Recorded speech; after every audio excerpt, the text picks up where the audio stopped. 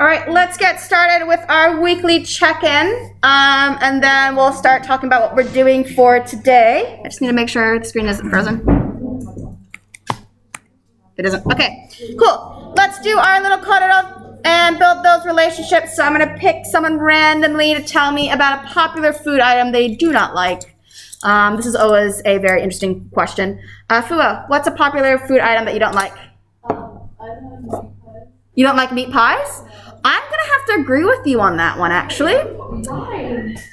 Oh, well, it's because I didn't grow up with them, so I'm not used to them. I just think they're kind of weird. Like, I would much rather have a fruit pie. And see, agree, like pies are dessert, not savory. Thank you, all right? Someone understands me. Someone gets me. That's a meat pie. Oh, man, my mom loves the meat pies, though. When we visited New Zealand for the first time when I was a kid, we had to stop at every bakery for her to buy a pie and try it because she missed the meat pies. And then whenever I go back to visit her, I need to bring like frozen meat pies to her. But I don't think they're that great. They're just kind of average. Like every so often I might crave one, but generally I don't. Calvin, what about you? Popular food item you don't like? Sushi. A lot of people disagree with you on that one. You can hear the gasp. Like, how could you not like sushi? Yeah, I don't agree with you on that one. I love sushi. All right, I'll tell you which one I don't like. So that way, not like everyone's getting equal hate, and so like people that are like, oh, how dare you? I don't like chocolate ice cream. Yeah, same. I feel like you're compromising on both the ice cream and the chocolate. I would rather have just ice cream or chocolate. I don't want them together. What, so like you prefer something like cookies and cream? Yeah, or like I even prefer like plain vanilla. Yeah. I just find like chocolate ice cream like doesn't taste like it's like a good combination. Yeah. I heard one person a couple years ago when I asked this question, they said they didn't like bubble tea. What? Yeah. Did you check them out of the top? So I just think it's interesting to talk about food you don't like, because everyone like is very easy to talk about food they like, but don't like. It's real contentious. All right. Cool. All right. Anybody else want to share their unpopular or popular food item they don't like? You get hate. Pineapple on pizza. Oh, that's a pretty common one that people don't like. That's pretty normal for people not to like that one. People would like. But it's nice, but I don't know how you say it. I don't like it green. You don't like? Especially from Domino's. Yeah, there's certain brands of pizza that don't taste good. I'm not a fan of Domino's. I prefer Pizza Hut. Maybe I should ask that as the next question. Which is the best place for pizza? Sal's. Pizza Hut. Pizza Hut. Maybe I should ask which is the worst pizza. Domino's. Yeah. I have to agree. I don't think Domino's is that great. It's crab and it's kind of a tiny ad. Yeah. Please, I'm eating pizza. I'd much rather get Pizza Hut than Domino's. Yeah. All right. My goal for this week, person sharing that is going to be Charlie. Charlie, what's the goal for this week? My goal for this week, I need to do my English seminar and my status assessment, and I also want to have one of my saxophone pieces down, Nice. ready to perform. That is a very busy week. But it's good that you have priority, and then it also, like, I totally understand if chemistry is kind of on the back burner right now, because, yeah. Well, to be fair, actually, a nice reminder, chemistry, you guys are going to have your organic test week 3, I think is what the board says, or 4? Week 4. Remember that for that chemistry test, I will let you guys take in an A4 cheat sheet, single-sided. Okay, so no writing on the back, just on the front. Cool. So do keep that in mind. You are on a cheat sheet on the practice test that we are going to be doing in a few weeks' time. All right. Cool. Anything else that anyone else wants to share before we move on? Yes. What? What? Is there anything you want to share? No. No. Okay. Never mind. Yeah. Yeah. Better to than don't. All right, cool. So let's talk about our learning journey. So last week we did some revision on esters because you guys made some esters, and then we also used that as a jumping ground to learn about polyesters. And the polyesters we learned in the context of an example of a condensation polymerization reaction. We also recapped the addition polymerization reactions. So for today's lesson, I want to basically tell you how to go in reverse. So if I make a polyester, how do I break it apart? We didn't have a chance to quite talk about that. We did talk about addition polymers and how we break those ones up, but we didn't go into how we break up polyesters. So I want to cover that in today's lesson and basically teach you guys how to go forward and backwards. Weekly Fakatoki for this week is koi koi te tui I kete kete te kaka and ke kuku te kerudo. So the tui squawks, the kaka chatters, and the kereru coos. So it takes all kinds of people. I think that's a good thing to kind of think about. All your friends kind of bring different talents and strengths and weaknesses, but together you guys can actually get quite a lot of accomplished. So do kind of keep that in mind when you're working together. All right. Lesson plan for today, we're going to talk about ester hydrolysis, and then there's an NCEA question I want to show you guys just so you guys know what to kind of do when you see it. It looks kind of intimidating, but in fact it's just a ester question. Then I'll do a quick kind of note on amides, and then you guys have a Mahi choice, so hopefully not too many notes today. I have been asked by 2 students to do a quick kind of recap of what we covered. Do you guys want me to do that first, just to kind of, okay, I'm getting a lot of head nods, so let's have a quick. So we are, I would say probably like 95% through organic chemistry right now. There's only, well, this lesson and another 2 lessons left. So there's probably about 3 lessons left for content with organic chemistry.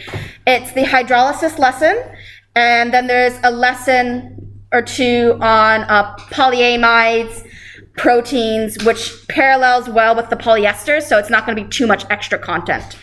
The thing to kind of keep in mind when you're thinking about what did we cover so far in organic chemistry is basically thinking about the flow chart. So there isn't a good way for me to kind of summarize organic chemistry because it all interlinks together, and I want you guys to keep in mind that. So everything that we were learning ties together in some way, shape, or form. So if we look at the checklist, just as a general kind of thing, the main thing we were trying to cover is all of these different functional groups and thinking about their properties and how do we get from one of these functional groups to another one of these functional groups. So we have gotten all those functional groups covered at this point. So you should know about naming them, drawing them, and then incorporating them into this big flow chart. Are we okay with that so far? So when we are thinking about all these different functional groups, the main thing that you are kind of trying to understand is the different types of reactions that they included and how we get from one spot to another. So you see how we talked about substitution, oxidation, reduction, elimination. We also did addition. Right now we're on polymers. And it's basically thinking about how do I get from one functional group to another. So that's kind of the first kind of core thing that we are thinking about, all the different types of reactions and how can we get from one to another. Are we okay with that so far? It's like one of the big topics. Now we start applying this information in multiple different ways. One of the key ways you kind of figured that out is by number 9, which is the flow chart. So we would have integrated all this information together to basically fill in a flow chart like this. The other way you could hear this information is they give you one functional group and they tell you how do you convert this molecule into this molecule. That was a common question as well.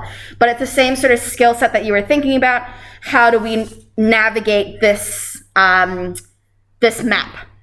So that's kind of the first kind of question. The second thing we were thinking about then was like integrating in to identify molecules. So like say for example, actually which one I was looking at? This one, converting, hold on. Is it on the list?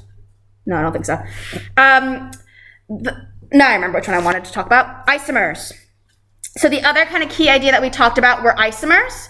And we talked about, you know, geometric isomers, structural isomers, optical isomers. There's definitely gonna be a question on that. But we also talked about isomers in the context of here's a formula and here are some of the properties of the molecule. Figure out what isomer you are dealing with. So like they would give you information about what reactions it can do and how it responds to litmus tests and that sort of stuff. So again, it's kind of using that category, kind of figure out an unknown molecule style question.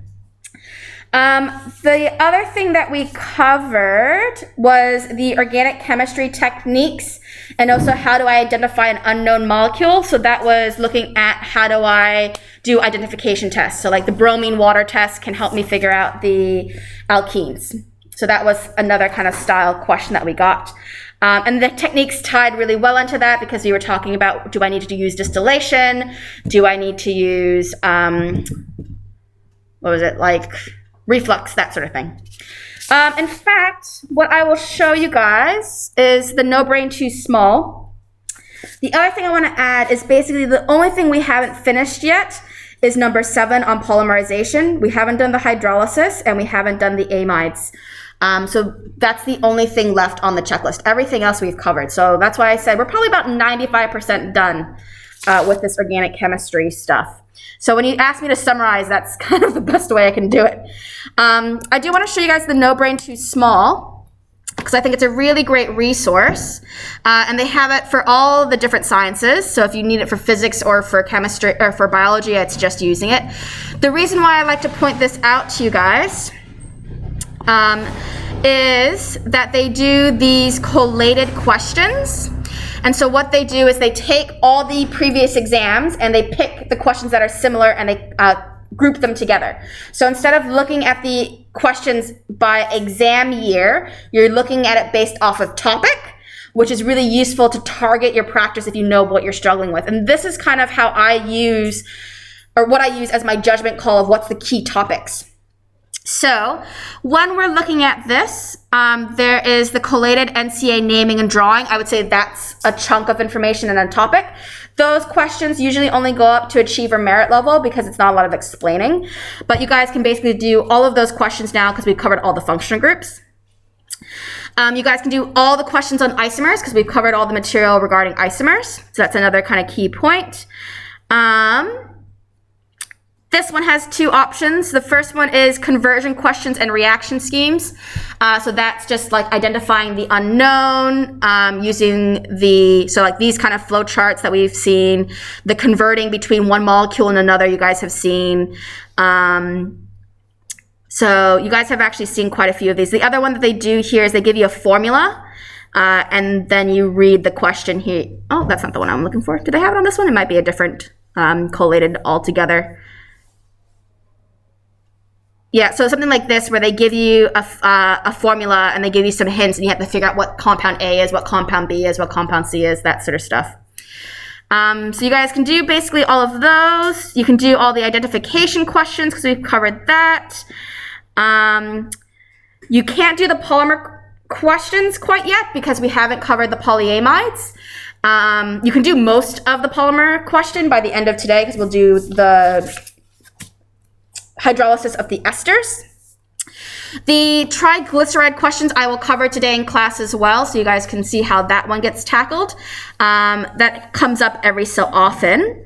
And the other one that they put in as a kind of miscellaneous is collated questions on organic chemistry techniques.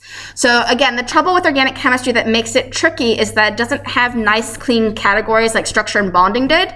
If you remember, structure and bonding had your Lewis structure question, it had a polarity question, it had a types of solid question, it had your enthalpy calculations. So it was really easy that it had such good, neat questions, and it was literally like question 1, question 2, question 3.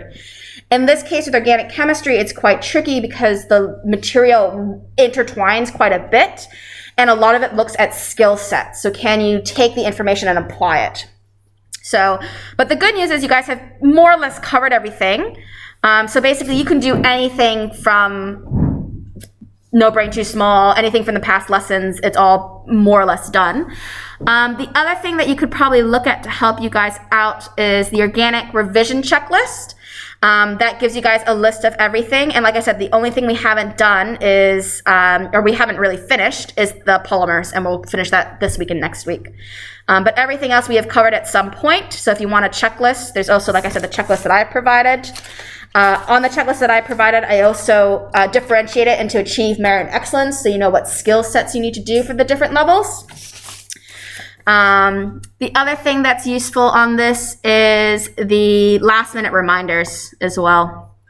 So that can kind of give you some key ideas as a list if you guys want any of that. And see, oh, this is an audit. I should print this out for you guys.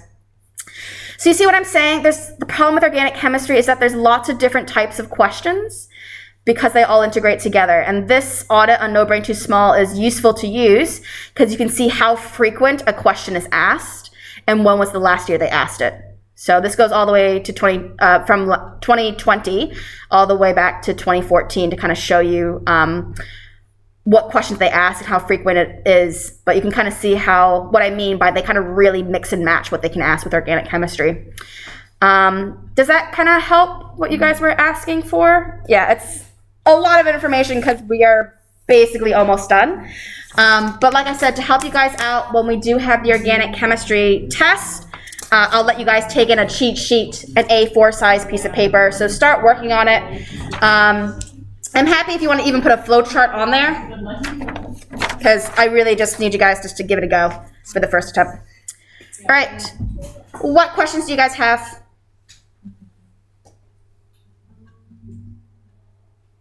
Are we feeling okay? Keep going? Yeah. Okay, cool. Oh, the other one that's useful to use, I'm trying to remember, is I think GS Science or GZ Science. I can't quite remember if it's GS or GZ Science. It's GZ. This one also has really useful resources as well. So they have some summary notes. They have student notes. And this one also will hyperlink to No Brain Too Small. There's a checklist there. There's a walkthrough guide. So those are all, that's not useful, that it's not a working link. But it has a lot of good revision tools if you guys need some help just trying to organize your ideas. They also have flow charts as well in a slightly different way, which I think is kind of useful just to see. And again, this is a really nice way to kind of see how everything relates, and the color coding to help you remember what type of reactions they are. But yeah, lots of resources there. Honestly, there's no right or wrong way to learn organic chemistry because it is very application-based learning instead of just straight memorization. But lots of stuff that you could use. Science Scribe is my friend. Actually, he runs that website. And there's also blank versions if you guys want to try to fill it in. But yeah. All right, let's talk about today's lesson then. Question. I'll see if you guys want me just to go through it and give you an answer if you guys want to give it a go. And then there's like one slide on amides just to kind of get us set up for the polyamides. And then you guys will have a Mahi choice for the rest of the lesson. So not too much content. It should be something that I can go through relatively quickly so you guys can have that study time. All right, so we are looking at number 7 on our checklist. Specifically, we're looking at the hydrolysis component. So last week we learned how to put the polyesters together. Today we're going to learn how to break apart the polyesters. The thing that's important to remember with the hydrolysis is that there's 2 categories for it. There's acidic conditions and basic conditions, and that's going to influence the products that you're going to get. So do read the question carefully to see if they're saying acidic, basic, or both. Most cases they'll say both. All right, so the thing to remember about ester hydrolysis is that we are breaking apart the ester. We're just reversing that reaction. And so when we're breaking apart the ester, we again look for that carbonyl, look for that single bonded oxygen, and we are breaking right here. So between the carbon with the carbonyl and the single bonded oxygen is where you're always going to break for the esters, because what I'm trying to do is go back to my original compounds, the carboxylic acid and the alcohol. So I'm just basically reversing it. We also call this reaction a hydration reaction, and that's because we are going to break apart that molecule with water. So we're restoring the water that was once in the molecule. So you'll often see water being put into the reaction here. And basically, when you think about that water, you have the hydrogen and you have OH. The carboxylic acid will get the OH, and then the hydrogen will go to the alcohol, and that's how we're going to break it apart. When this splits, we go back to having an alcohol and a carboxylic acid with that water breaking apart. I'm trying to think if there's anything else. And this is occurring in acidic conditions or in like a water neutral condition. So it's just basically going back to what we started with.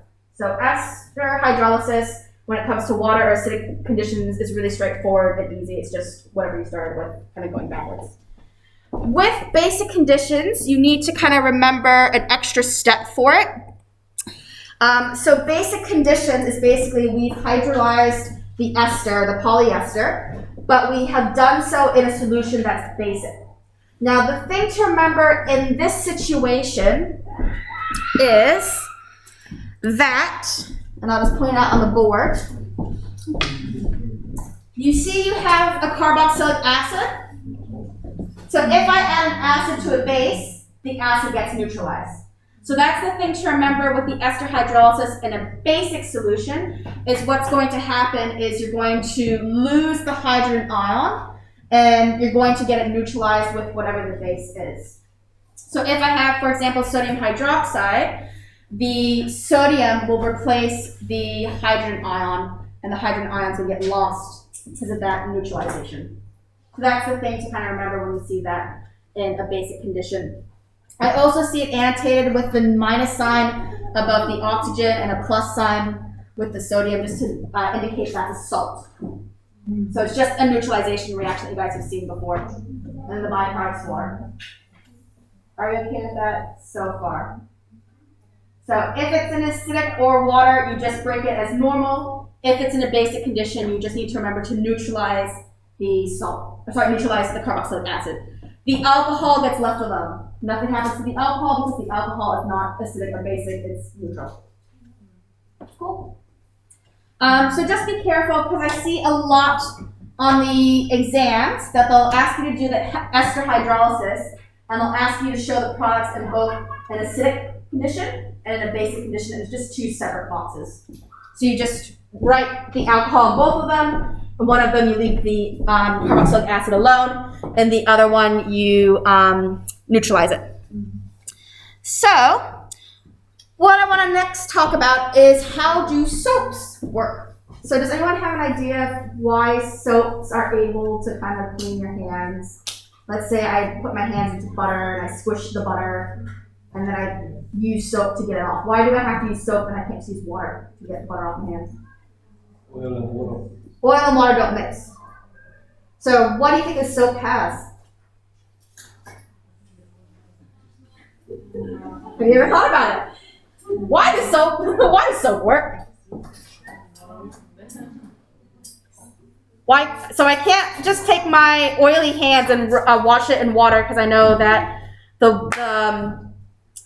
oil is nonpolar and the water is polar, so they're not going to be attracted to each other and remove. So what about soap? Well, if soap was polar, it'd have the same problem and would it come off? So soap nonpolar? Yeah. Well, if it's nonpolar, then it won't be attracted to the water. So it is both. Yeah. So when we make soap have both a non-polar section and a polar section. The reason why the soap is able to remove things when you wash your hands and then you use the water is you have these long non-polar tails. That's going to attract any oil that's on your hand. And you have a small polar end, which is going to be attracted to the water.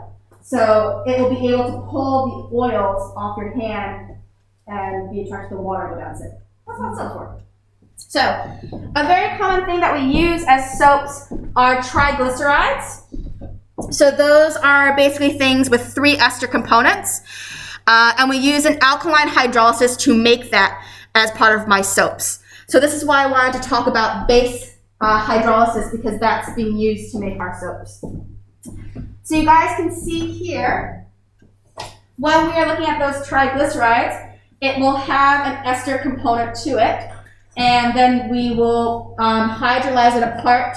We make a alcohol, and then we have our other component there. So I just want to point it out just because it's a very common question on those triglycerides. Any questions so far? We okay to move on? All right, I know it's last session, you guys are probably real tired. All right, I just want to point out this question. I think it's worth you guys trying to give it a go before I give you the answer. So if you guys remember on No Brain Too Small, there was a category of question on triglycerides. It only comes up every so often, but I do want to make sure you guys know what to do when you see it, just because it looks really overwhelming. So there's two ways they ask this triglyceride question. The first way they ask it is they ask you to make the triglyceride. The other way they ask it is they ask you to break the triglyceride. Don't get overwhelmed by it because it's basically just an ester multiple times. So do you guys want to give this a go and then I can go over the answer? Do the 2020 and the 2019. 2020, put together the triglyceride. You have glycerol, which is just a 3-carbon chain, each carbon having an alcohol, and you have a carboxylic acid. You're going to have multiple, obviously, because you're going to attach it each time. The 2019 question is taking the triglyceride and breaking it apart. So give that a go, and I'll go over the answer. You can see in part 2 of the 2019 question, they want you to answer it both in acidic and basic conditions. So give that a go, and then I'll go over the answer in a moment. Feel free to listen to music while you work on this question.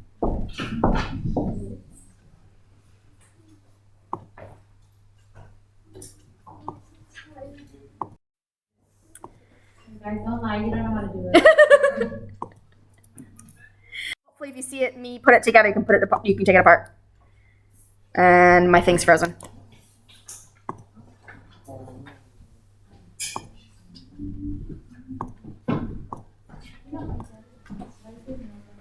Cool. All right, let me show you how to put it together, and then you can break them. So, what I generally do is I start by putting the triol down. So this is a triol because it has 3 alcohol components. You guys are okay with that? Yeah. Now, its name is obviously glycerol, but if I wanted to name it the way we have been talking convention-wise, that'd be 1, 2, 3. So propan, 1, 2, 3, triol is how I would name that, if you guys were wondering. I figured naming it might help you kind of realize what I'm talking about with these triglycerides. So basically, it's just an organic compound that has 3 alcohols. Are you okay with that so far? All right, what I suggest you guys do as your first step is to draw the triol down. And I've made a mistake because there's not a 2 there. Like that. And we still want the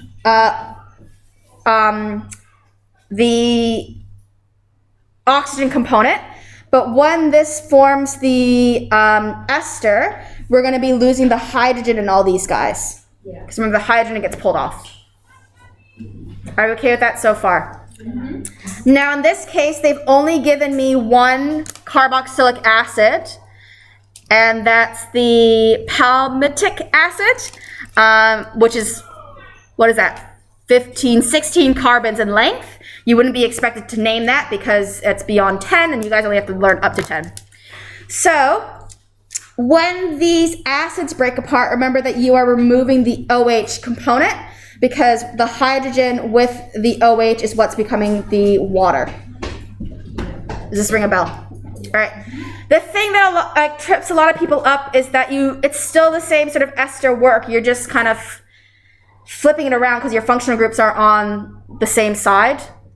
So if I was to draw my ester, remember you have the single bonded oxygen, you have the carbonyl, which is that component there, and then we are writing the chain. So that would be the CH2, we have 14 of them, and then we have the CH3. That's the end tail. That's it.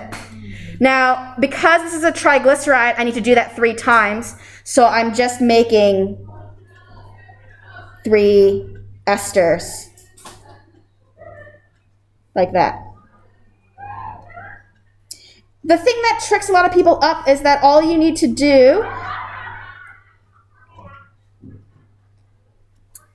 or I think the thing that people struggle with is that the functional groups are both on the right-hand side, and that they don't know how to link it. All I did was I flipped this molecule around, so that way the carboxylic acid was on my left, and then I bridged it together. And so my ester is this section right here. See it? So it's just an ester 3 times. That's all these triglycerides are. So that's how I put it together. The other way they ask that question is they ask you to break it apart. So in this case, they've given you the triglyceride, and they're asking you to break it apart into the triol and the carboxylic acid. Be mindful that sometimes these tails could be different, so there might be 2 different carboxylic acids and 1 triol. But in this case, I can see that it's actually the exact same molecule that I have over here. So it's just this in reverse. So when it comes to the 2019 question, they want you to circle the ester group. And in this case, you have to be mindful of acidic versus basic hydrolysis. It's a very common question. That's why I talked about it in the notes. And then there's the bullet points to help kind of scaffold your answer there. So do you guys want to do the 2019 now that you see me put it together? You just got to take it apart. All right, give that a go, and then I'll go over the answer.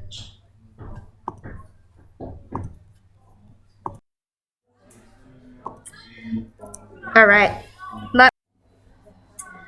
All you're trying to do when you have your or your triglyceride hydrolysis, you're going to freeze again. That's cool.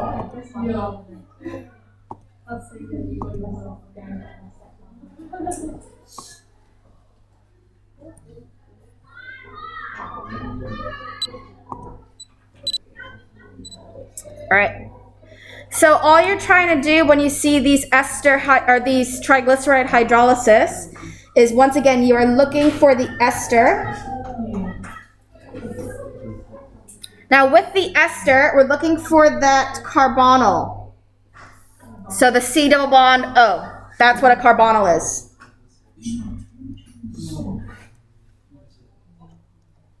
So you guys know what vocabulary I'm using. With that carbonyl, when we're looking at it, that carbon is attached to a single bonded oxygen and it's attached to a carbon. The place that I want to break it at is where that single bonded oxygen is. So I'm breaking at all those locations, and I'm breaking it 3 times. It's different from a polymer because it's not a huge long chain. So when they want you to figure out the products, the first product I have is going to be my triol. So if I break it here, that's still 1 molecule because I see how these guys are still attached together. So if I want to write it, I'd be CH2OH,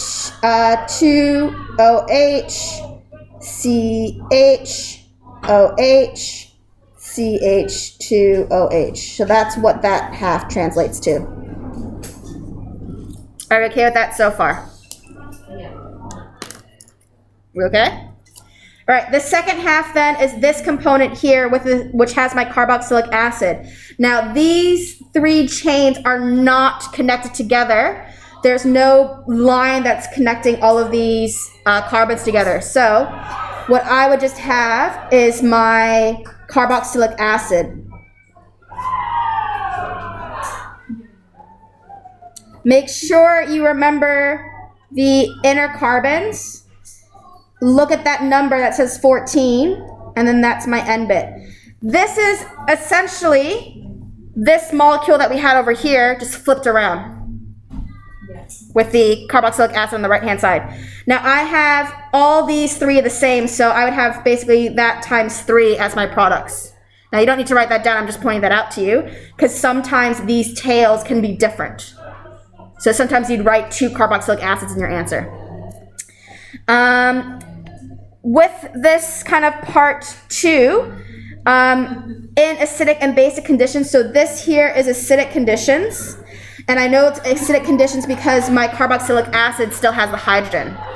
If I was to show it in basic conditions, all I would do to change it, let's grab a different color, I would draw the exact same molecule,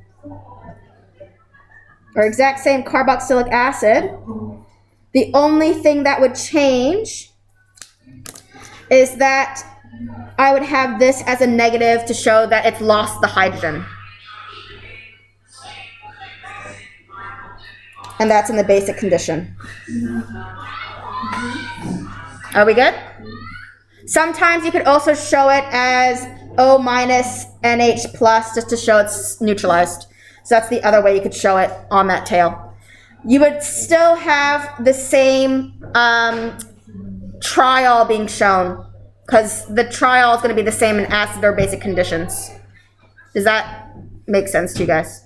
So you often see this as 2 boxes. So they'll have a box for you to write your acidic products and a box for you to write the products in a basic condition. Are we okay with that? Can I move it? Okay. I just want to show you guys how this question gets asked on the exam. So if we go back to no brain too small,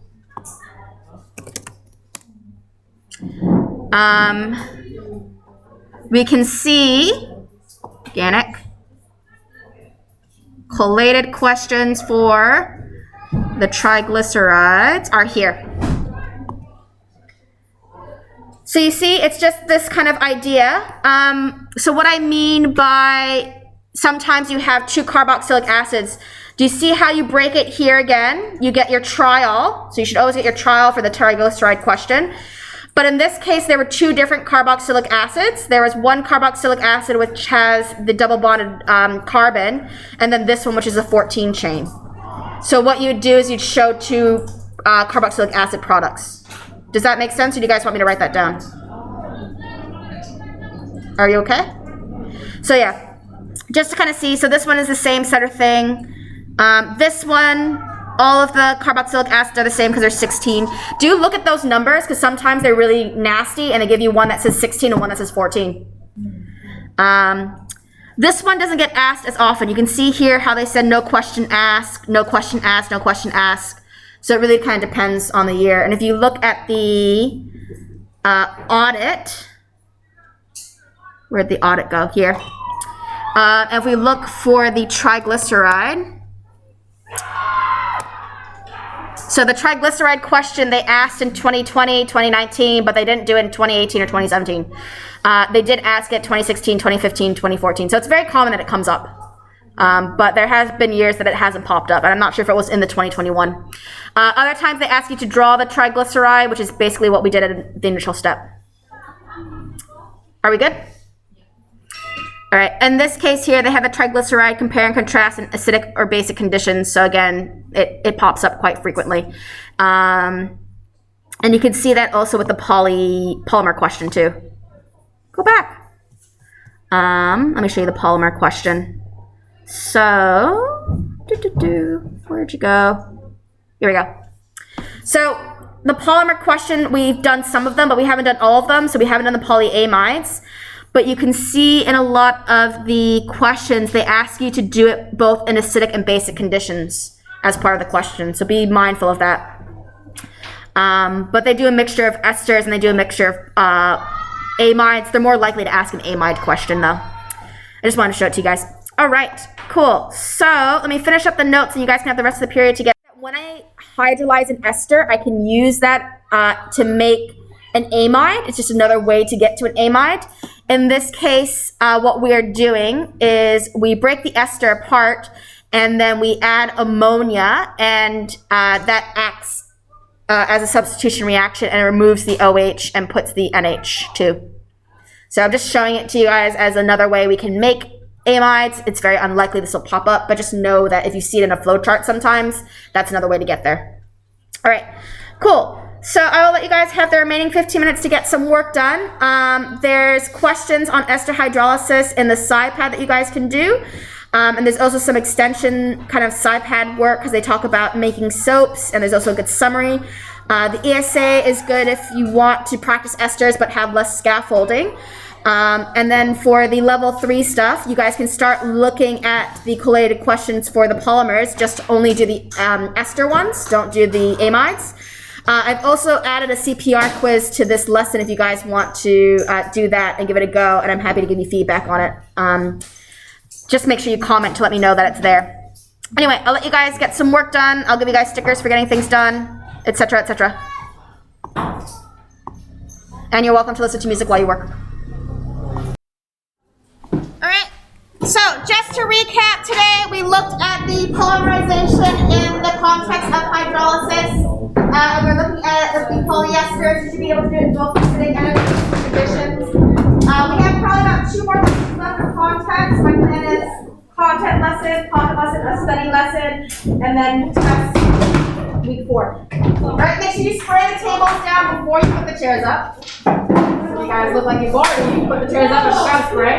The other thing I need is for you guys to close my windows for me. Oh, good work today. Let me give you guys some more coffee beans. There's a lot of hard content. I know there's a lot for organic chemistry.